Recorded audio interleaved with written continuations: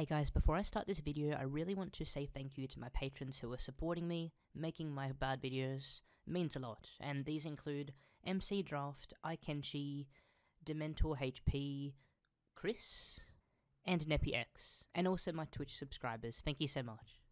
Hey guys, how's it going? Septal here. Now I know what you guys are gonna say. There's already been 4 chimps that uploaded videos surrounding the Agents of Oryx abilities.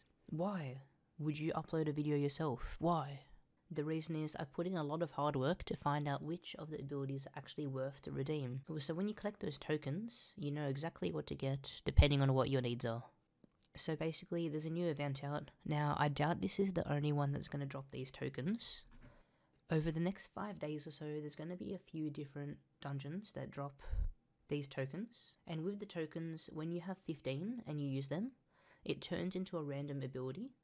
Or if you have 30, you can turn them into the Tinkerer to get a ability of your choice. Now I'm going to run through on what's most worthwhile, whether it's worth double clicking and going for the random one, or collecting 30 and choosing one from your choice that's generally a higher value. First, before I begin, with the tier list, I just want to let you guys know what the different tiers mean to me. With the S tier, the ability is so good that you should have it at all times. Maybe not usable in every situation, but it's so high value that it's worth to carry around. With the A tier, those items are really good. They're worth holding on you, and they do stand out in some certain situations. With the B tier items, those are a bit less value. They do work in some niche scenarios or as swap outs if you don't have some items, but they're not garbage. With the C items, they still have little value.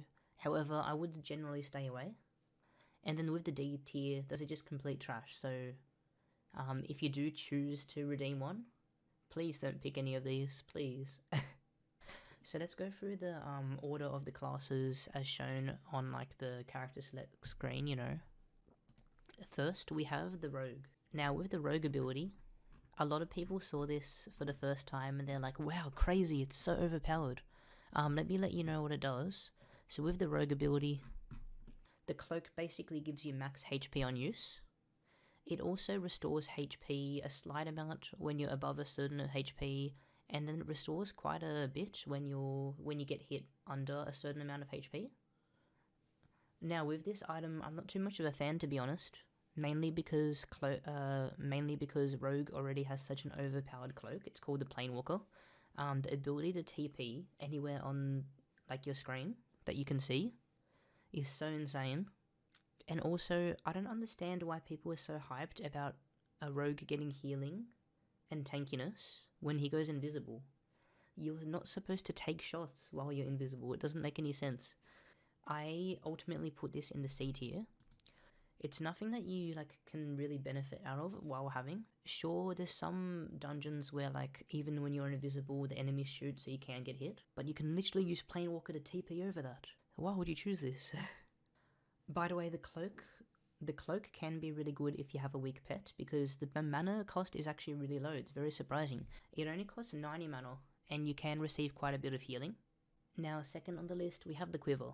Now, what the Quiver exactly does, when you use it, it shoots like a massive shot, which does between 800 to 1300 damage. It has 15 range, pierces, and passes cover. However, it does have a 3-second cooldown, so it's not spammable like the Void Quiver.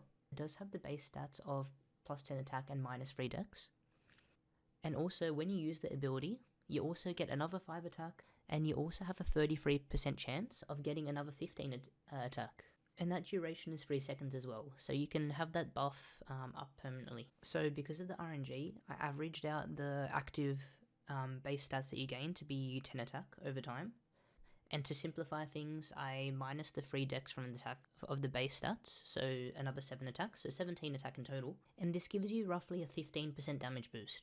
So with a Void Bow, over all defenses, basically it increases your DPS by 400 with a max DPS set. And honestly, this Quiver doesn't really have any competition with the others. Like at a long range, like the only other damage option you had for Quivers is the Void Quiver, however that's only good for close range. Also, since you can shoot a whopping, on average, 10,050 damage shot, which is easy to hit, it boosts your DPS by another 350 DPS. So it works out to be in total roughly 750 DPS per second.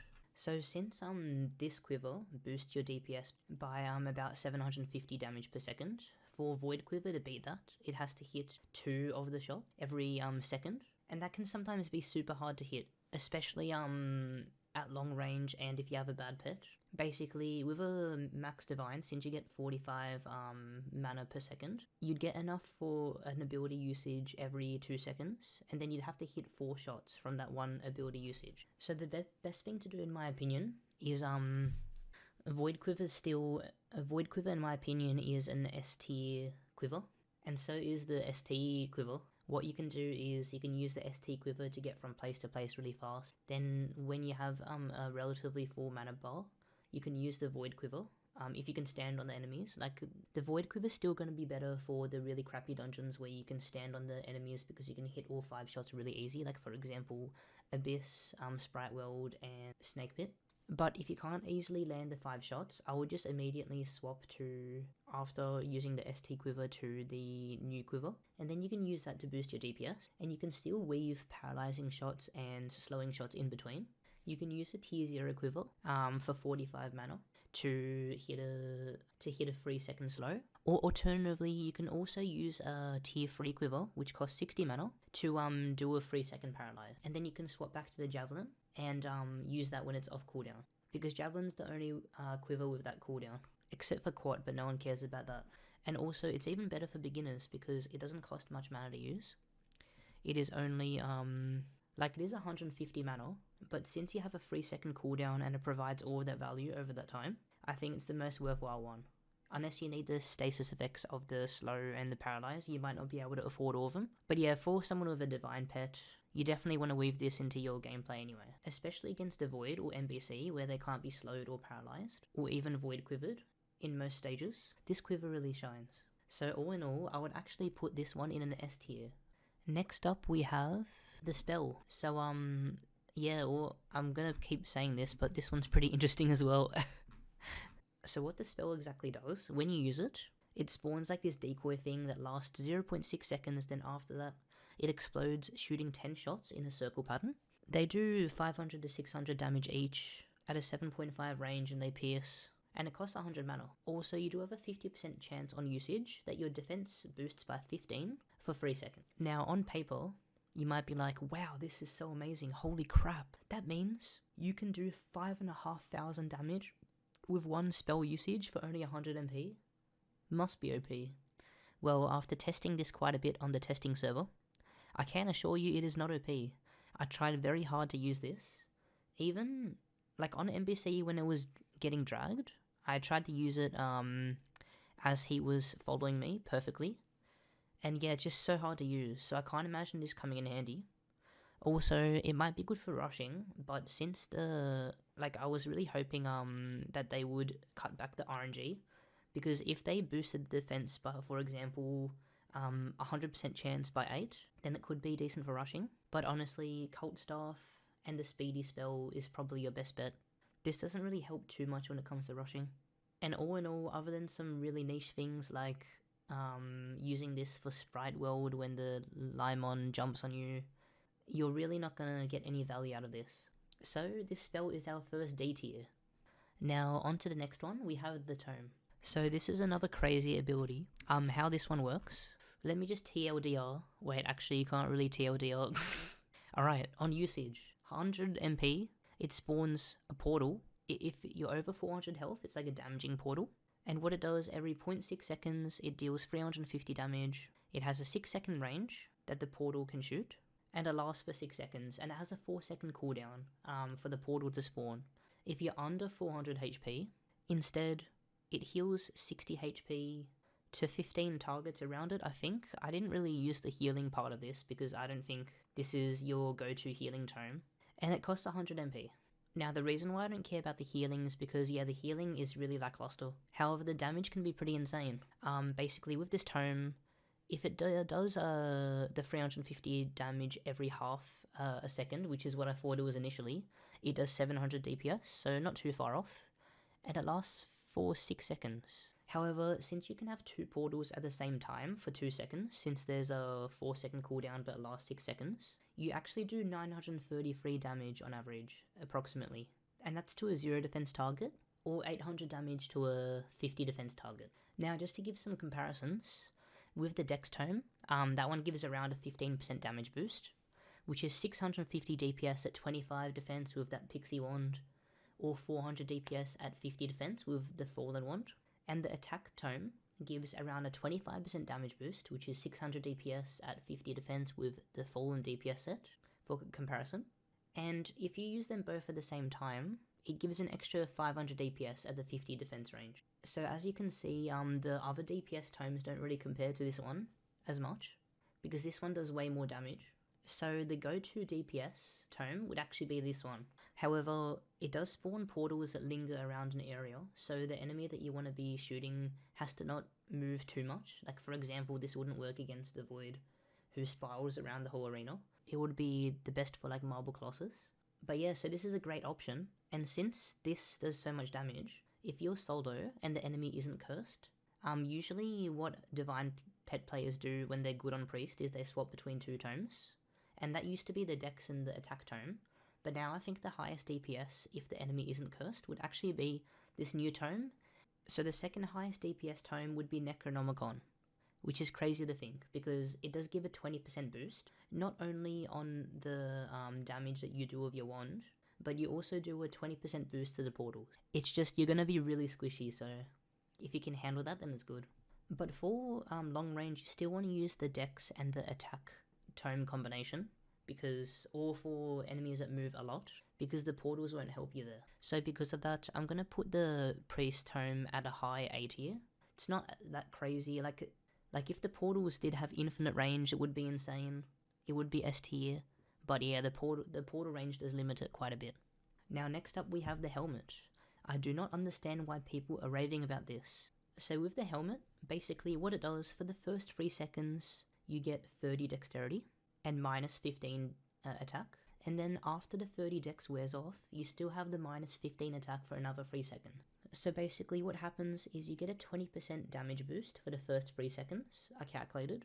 But then you get a 5% damage decrease for the 3 seconds after. So that means you only get a 5% bonus in total. It also does have a 25% chance to deal 1000 damage within 5 squares on usage, but who the hell is going to rely on that? And the helmet doesn't have anything else, so no speedy, no armored, no curse. It's honestly a piece of crap. I don't know why people are giving it attention.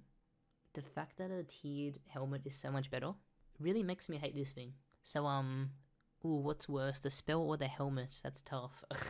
They're definitely both D tier. I think the spell actually has more usage. It's so hard to use, but at least it has some very niche scenarios like the Lyman insta-kill. Yeah, I'm gonna have to put the helmet under the spell. Now next up we have the shield. So let me explain what the shield does roughly. 410 MP if you're over 700 HP.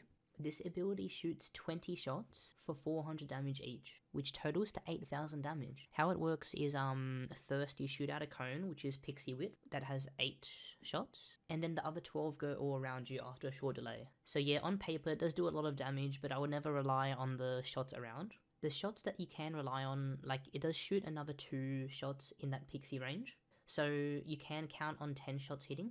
So you can expect to do 4000 damage if you can get into that Pixie True range, which is only like 2 tiles away.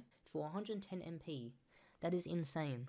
I'm going to be talking about damage per mana quite a lot during this. It hasn't came up too much because there hasn't really been damaging abilities so far. But basically for every mana you spend with this item, assuming that you only hit the shots in the Pixie range, you deal 36 damage for each mana you spend, which compared to other items that I'll show you soon, it's pretty insane. But since it does split up between a lot of different shots, like the 10 in total, defense is applied for each shot. Now this is definitely more of a DPS shield because it doesn't have any other functions than the raw damage. I'm so happy Knight got this because if you saw my endgame tier list, I wasn't too kind to Knight because he's got really low damage and low speed compared to other classes for what he should have. But this really fixes the damage part of him. So when you compare it to other shields, there's really no comparison when it comes to ability damage. However, if you do compare it to Ogma, now Ogma, if you do use a Pixie Sword, it actually does deal more damage because what happens is when you armor break the enemy, you do 20% more damage to targets with 50 defense, or 10% damage increase to enemies with 25 defense, which is 1400 to 700 damage respectively. And Ogma also does 1750 damage with the shotgun.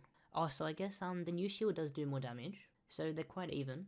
And the new shield does have more range. It does have a 4 tile range, while the Ogma has 3.2. But the amazing thing that you could do is you can actually use the Ogma and the new shield together to deal insane damage. So you can use your Ogma, armor break the enemy, have a pixie sword because that's the best sword to use when the enemy's armor broken, and then spam away with the new shield, and the damage, it would be actually insane.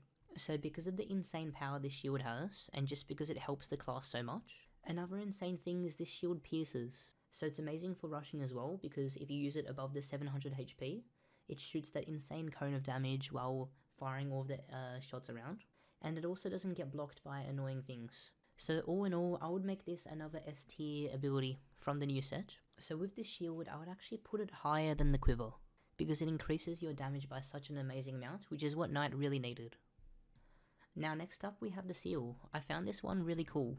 What it does, quick rundown, for 110 mana, if used above 400 HP, you get 150 attack for 0.4 seconds. Now that sounds garbage, but we'll get into that soon. And if you use it under 400 HP, you get armored for 4 seconds. And the cooldown on this ability is 3 seconds. And of course, just like most other seals, you also get the standard damaging for 5 seconds. So how does this all actually work? Well, even if you're really bad with the seal, I found out that if you use it consistently, you still get a 12% damage boost over the long run. So every time it comes off cooldown, as long as you use it, doesn't matter how many shots you shoot while that staggers up, you get a 12% increase, at least, on average, roughly. But if you time it, you can actually shoot 2 shots if you're by yourself. You can definitely hit more if you're berserked, but when you're solo, I found that you can squeeze 2 acclaim shots in. You just have to press space and then hold down left click straight after, and you can shoot 2 with max dex. Maybe even 3 if you wear DPS gear, but I couldn't test that because there was only a few items on testing that we had other than the new abilities. So Deca, next time in the future, if you want me to do even better testing, you should give me more items, thank you. But yeah, if you do shoot 2, it actually boosts your damage by 25% in total, on average, generally. So Acclaim normally does, I did the math, 556.875 damage per shot, on average. But with the seal, it does 1670.625 damage per shot. Now something else that you could do, which is really interesting, I couldn't test this either, because Deca are meanies and they didn't let me have all of the items on testing. But you could use an Indomptable with this seal, and I found if you actually, I did the maths, I'm not sure how much this actually works because again, didn't have the items to test it. If you did the 2 acclaim shot strat while staggered, you can shoot 16 shots every 3 seconds with 2 during the stagger. And then, what you could do is instead of shooting the 2 shots during the stagger, you can shoot 14 acclaim shots, and then you can swap to an Indomptable. And that 1 shot, if you're staggered, will deal 3,700 damage without DPS gear. So not only do you shoot a 1 shot that's insanely damaging, but it also pierces. And then you can swap back to Acclaim to deal more DPS because Indomptable usually sucks, but it has quite a long cooldown between shots, so it can be a lot of fun. I'm not sure how viable it is because, again, didn't have the items to test. Maybe Deca will be nice enough to give me all the items in the future. However, you can argue that the tiered seal is better because it does let you heal so much. Wait, I know this item does give armored, but you're probably better off healing instead if you're under 400 HP.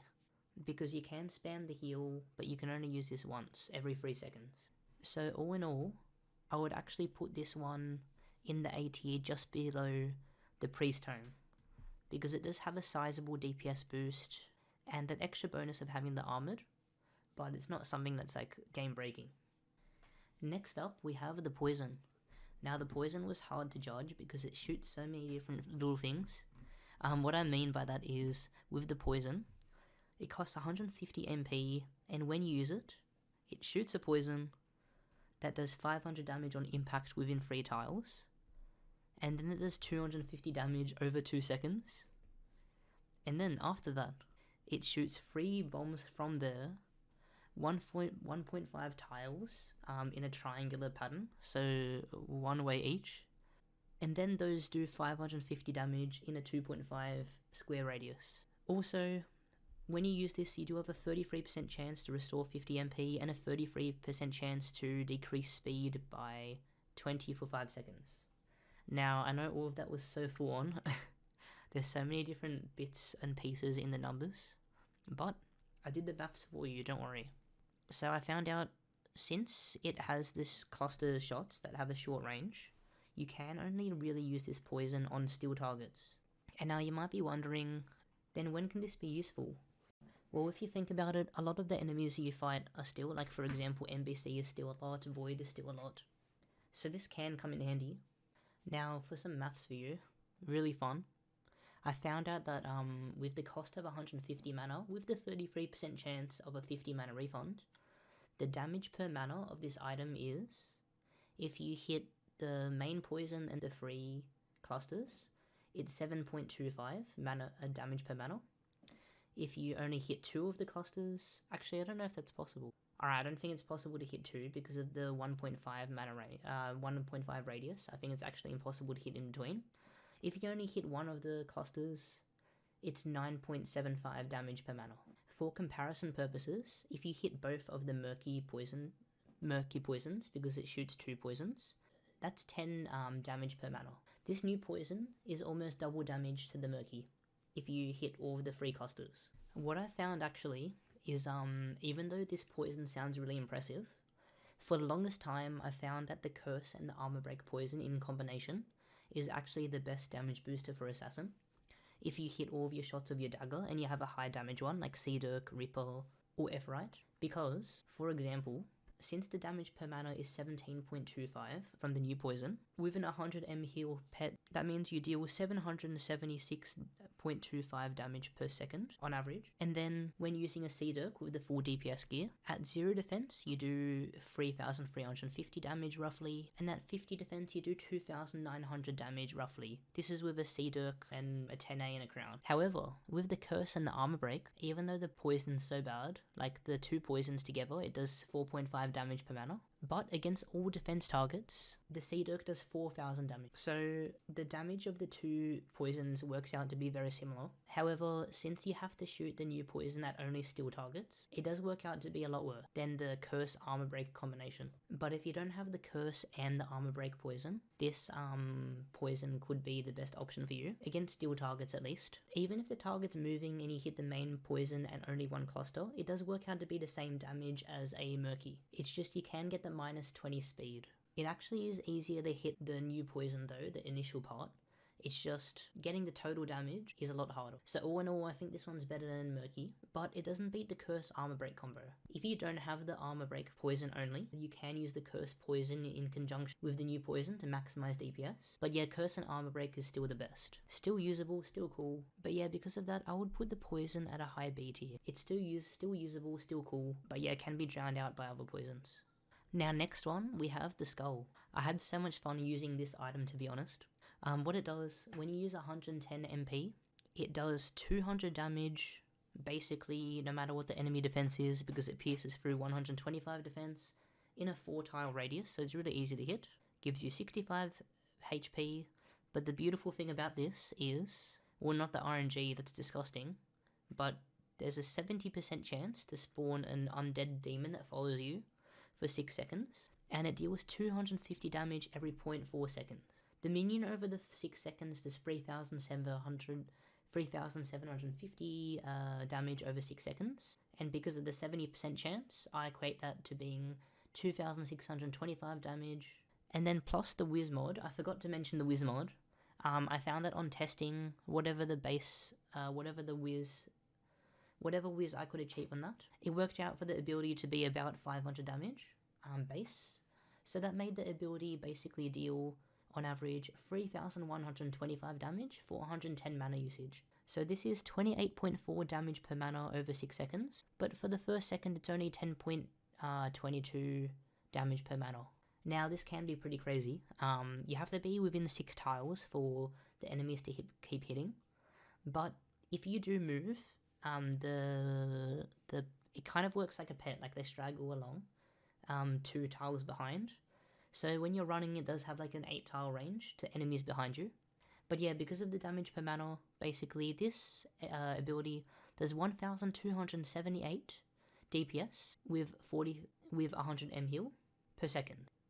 Now, if you probably watched me use this on testing, you're probably like, wow, that's actually insane. Seb, this ability is broken. I was rushing crystal of this shit, and it was killing crystals like no tomorrow, and it was also killing all of the minions. But I did find, after doing a bit of math, the damaging skull is crazy. Like, I feel like it's kind of underrated. It gives you a 75% damage increase to your weapon, and 400 instant damage. So with a tier 13 staff and the DPS set, so it works out to be 1900 DPS for the second that you use the ability because of the spell, and then 1500 DPS for the remaining second. But of course, when you already have damaging, each ability usage after that doesn't really help. So the best thing you can do is make sure you have that damaging applied with the STE skull, and then you can use the new skull with the rest of the mana you have. So a nice thing to do is when you know an enemy is coming, or when you're about to start fighting a boss, you can spawn as many of these demons as you can, then apply the damaging buff before the enemy spawns, and then make sure the damaging buff is still applied, but try to squeeze in as many demon spawns in the middle as you can to maximize your DPS, and you're going to do a heck of a lot of damage. Now if you have to choose one of them, it's a pretty tough choice, because the demons have a very short range, while the 75% damage boost to your weapon can be applied to any staff. And that was with a tier 13 staff, which isn't necessarily the strongest item. Like, you could use it on a cult staff and do insane amounts. So if I had to choose a skull, I would probably still choose the ST one. But this is definitely required if you have a divine pet to make the most out of Necro. And because of that, I would put this skull second from the top on ST, I think. Next up on the list, we have the trap. When I first was using this, it was so unimpactful that I didn't think anything was happening. It was so weird, and it does not make any sense for Huntress to have this item. What it does, it's 110 MP. When you use it, it does 700 damage within 4 squares of yourself.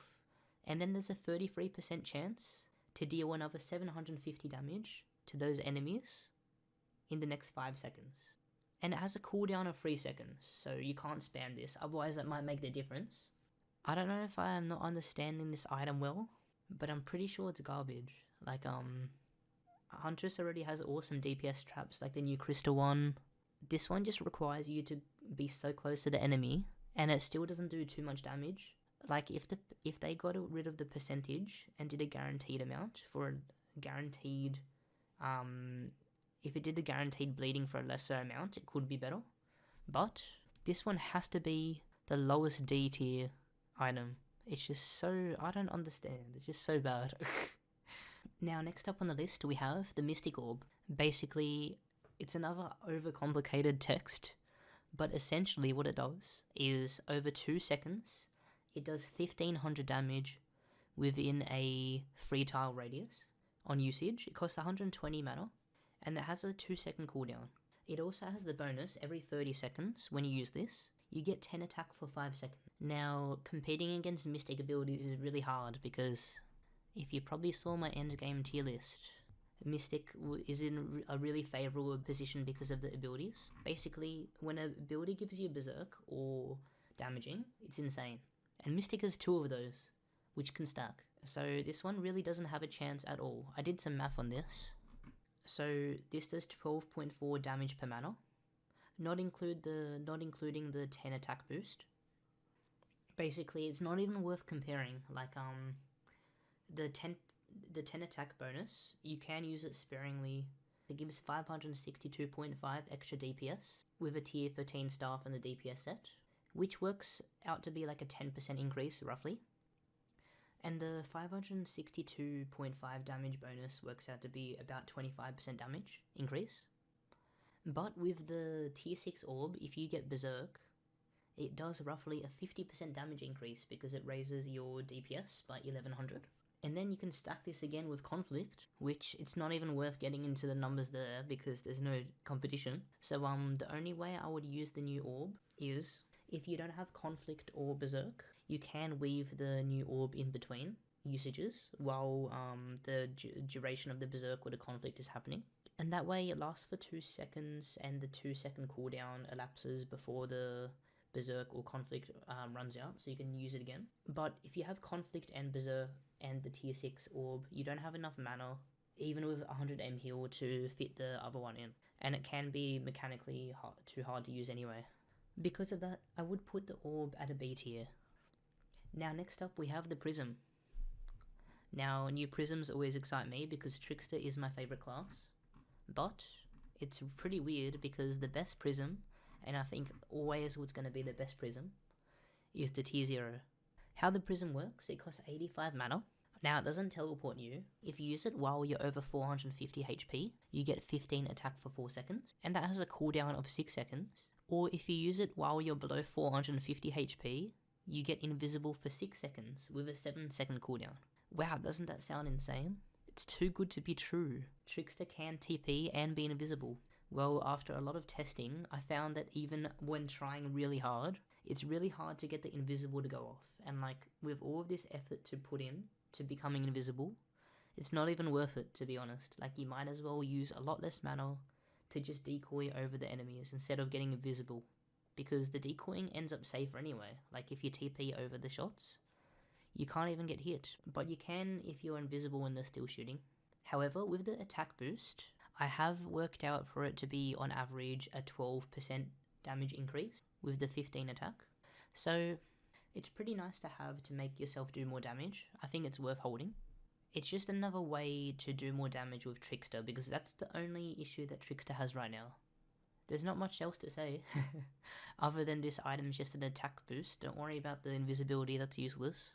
As you can imagine, the invisibility wouldn't benefit you even in a boss fight over the decoy and the TP. So this is basically just an attack boost item. But it's still useful. Because of this, I would put this ability at the A tier. Now next up we have the Septal. Jesus, this item. This item. I don't know what you guys at testing were thinking, but what it does, if you use 110 MP, it works just like a normal Septal. It does 400 damage to 3 targets before the Wiz mod, and then plus 1 target for every 15 wisdom over 100 wisdom. And yeah, it costs 110 mana. So for comparison purposes, Devastation Septal does 820 damage to 1 target, and then plus 1 target per 20 wisdom after 50 wisdom for an 80 mana cost. And the Devastating Septal scales way better damage-wise with wisdom. So how does this Septal compensate for that difference, you might ask? Well, when you use it, every 20 seconds, it shoots 24 shots from the player in a circle within 3.5 tiles, doing 200 damage each, and it dazes for 3 seconds. Sounds amazing, looks amazing, but in reality it's really bad. Like, how you're a wand class, so you're so squishy. The daze duration is so short, and the shots are so short range. I don't know how I don't know how anyone thought this was a good idea, but D. I'm gonna give this guy the D. But the question is, where on the D tier? Oh, they're all so bad. It's so hard to say which one's the worst. I'm probably gonna put it might be the worst one. There we go. Alright, next up we have the star. But it's not really a star. I don't know what the hell this is. Let's see. Rage Claws. It's claws? I guess it's claws. What it does, for a 90 mana cost, it shoots 6 shots in total, dealing between 275 damage to 400 damage each, at a 5.6 tile range roughly, and that pierces and boomerang. And, on top of that, 33% chance to boost your attack or dexterity for 15 by 3 seconds. This all sounds so amazing, wow, that total damage. But when you see the fire pattern, it's really hard to hit even 4 shots. I don't know if it's possible. The enemy has to be thick AF, has to have a thick hitbox to hit 4, but 2 is easy to hit. So you'd end up hitting with 2 hits, 666 damage, or with 4 shots hit, 1333 damage for the 90 mana cost. Now this still sounds like, even though you can only hit a few shots, really good for damage. But let me tell you, the Star of Enlightenment is so broken.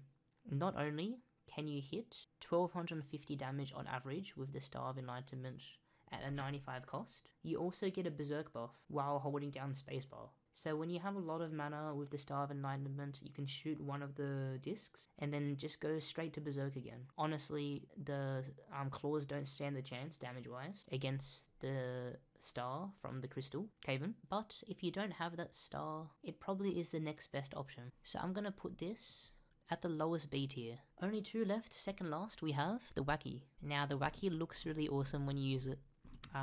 What it does exactly, it costs 120 mana, but it does have a 20% chance to not consume mana.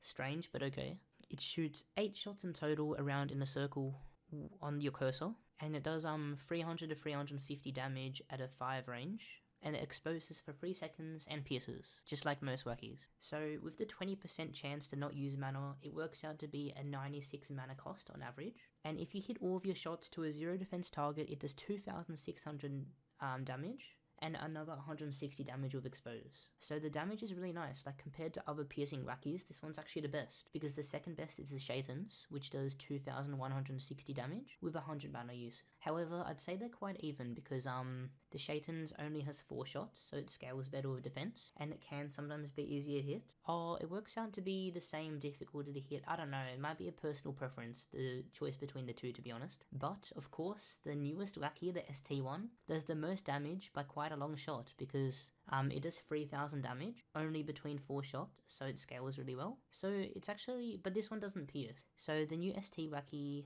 it's probably the best to use against like bosses where you don't need piercing. But otherwise, using the Shaitans or the new Wacky, whichever one you prefer, would be best. You should have one of those two to land exposed to make your katana do more damage and the abilities you use afterwards. Like if you swap to the ST Wacky, you want to have that expose on as well. Yeah, I guess it's up to you which one you prefer. But because it's interchangeable with the Shaitan's Wacky, I would probably put this at a low A, just because you can use either or, but you should have one. And you can also have the ST Wacky if you want to maximize damage with Samurai. Now, lucky last, we have the Loot, the Bard ability. This one's really simple, kind of, not really. It doesn't have RNG, which is a plus, but what it does, you put down a flag on the use. It costs 120 mana, and it has a 5-second cooldown, but while that flag is down, you give Berserk and Inspired. The Berserk lasts 4 seconds, the Inspired lasts 5 seconds. You also do a 4-second slow to enemies within the range, but that has a 10-second cooldown. And all of these is within 4 squares.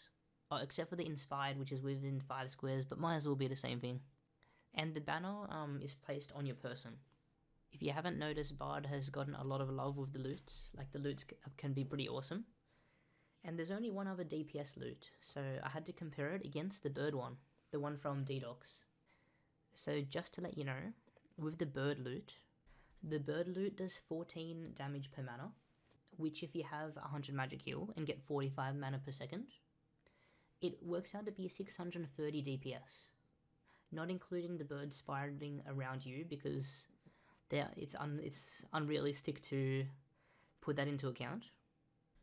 But with the new Berserk loot, it increases DPS by roughly 28.5% from your bow, which is 1200 DPS at 50 defense with a DPS set, or 1100 DPS at 25 defense with a tanky set. So the bird one really doesn't compare.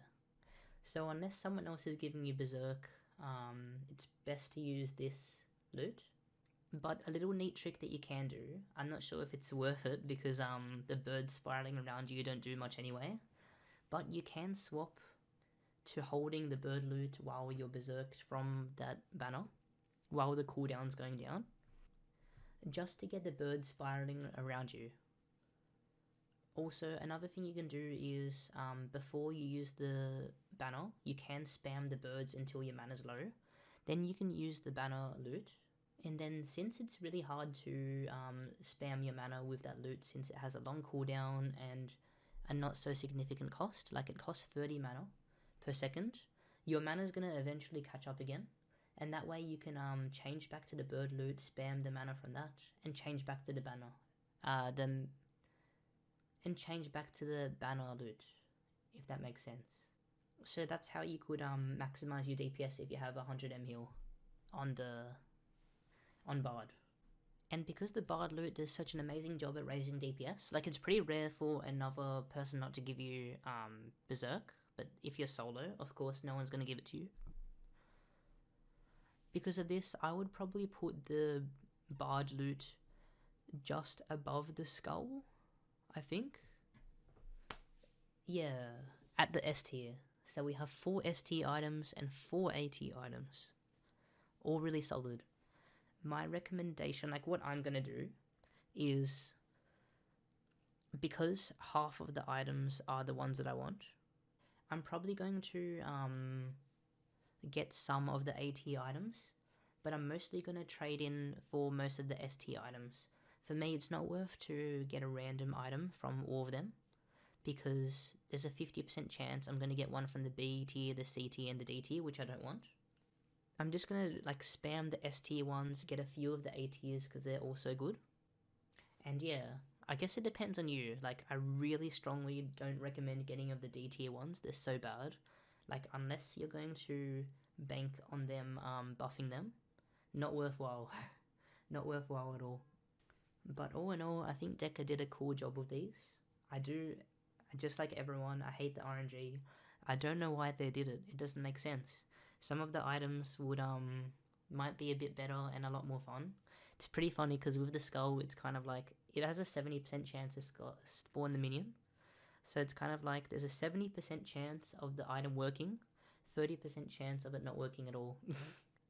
And when you're playing, for example, if you use the skull 3 times and it spawns 3 minions, you'll be like, that's pretty cool. But if you use it 3 times and it spawns none, you'll just be so pissed. So I hope they change it. Don't think they will, but hope they do. And I think they did an amazing job with the sprites and the effects. They put a lot of thought into making these items a lot more different, because all of the other abilities are just like copy paste and then changing the numbers slightly.